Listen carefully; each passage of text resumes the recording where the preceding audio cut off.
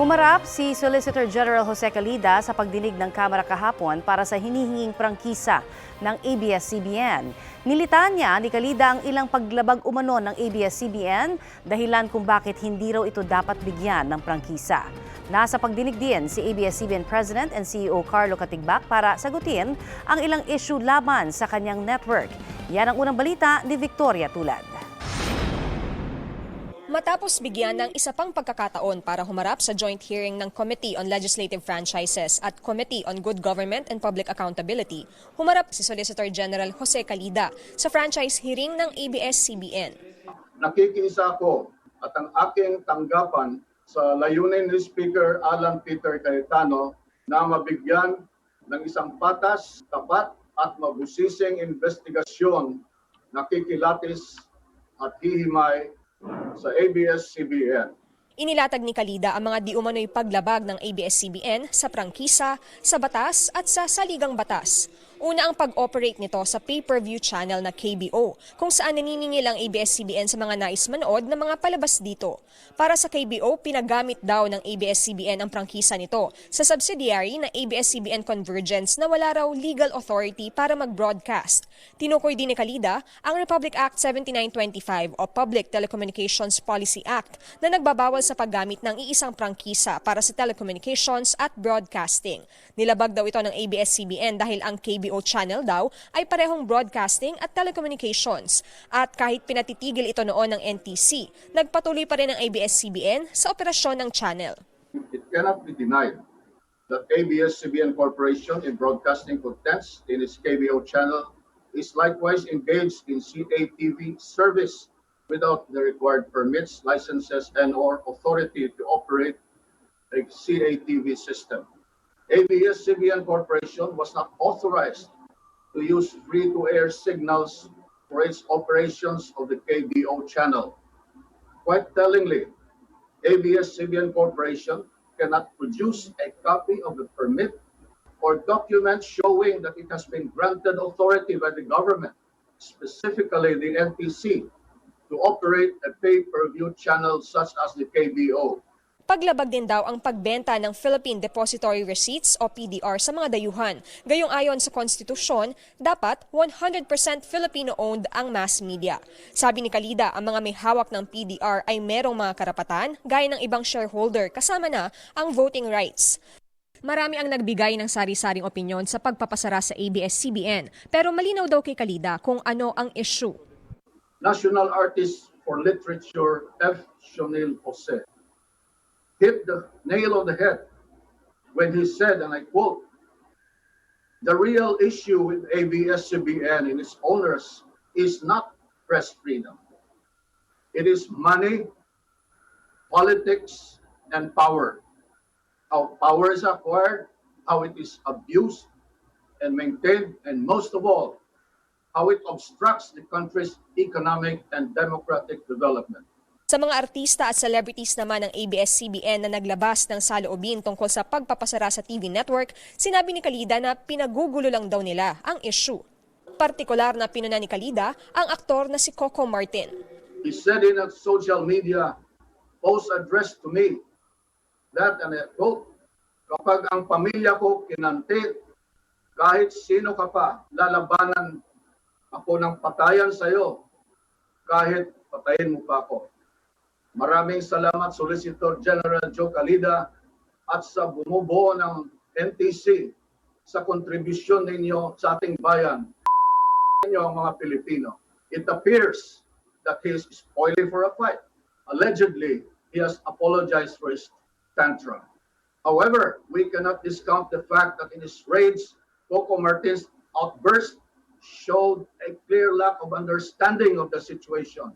If I had not been the Solicitor General, I would have called his bluff and make him eat his words. Mensahe ni Calida sa mga mambabatas na magpapasya kung bibigyan muli ng prangkisa ang ABS-CBN. For decades now, ABS-CBN has been deceiving the Filipino people. The time has come to expose ABS-CBN, whose owners and corporate officers continue to deceive the Filipino people into believing that they are in the service of the Filipino. In truth, however, ABS-CBN is motivated not by service, but by greed and desire for power and influence.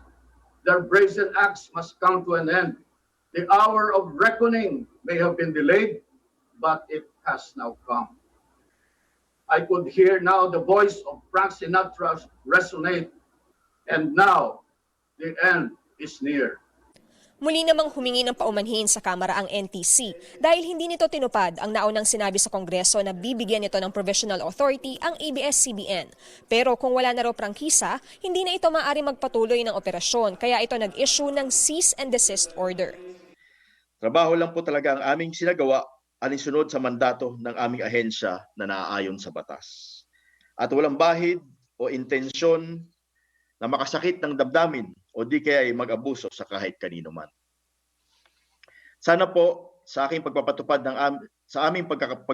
ng aming trabaho ay huwag mabigyan ng kung anumang kulay. Paggiit naman ni Deputy Speaker Rodante Marcoleta, ito po, binanggit pa po yung press freedom.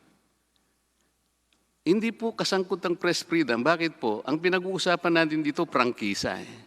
Kahit wala pa pong pagkukulang halimbawa ang ABS-CBN. Nasa constitution po natin. Pwede pong alisin sa kanila kung ito po ay sasagot sa pambansang kagalingan. Sapagkat ito po ay isa lamang privilege. Sinagot ni ABS-CBN President and CEO Carlo Katigbak ang ilang ipinupunto sa kanyang network. Una, ang probisyon sa saligang batas na walang ibibigay na prangkisa ng hihigit sa 50 taon. Pero 63 years na umanong nag-ooperate ang ABS-CBN. Malinaw po ang kahulugan nito na bawat prangkisang ibinibigay ng Kongreso ay hindi pwedeng lumampas ng 50 years. Pero wala naman pong sinasabi na ang buhay ng isang kumpanya ay may limitasyon na 50 years. Pwede naman pong bigyan ng panibagong prangkisa.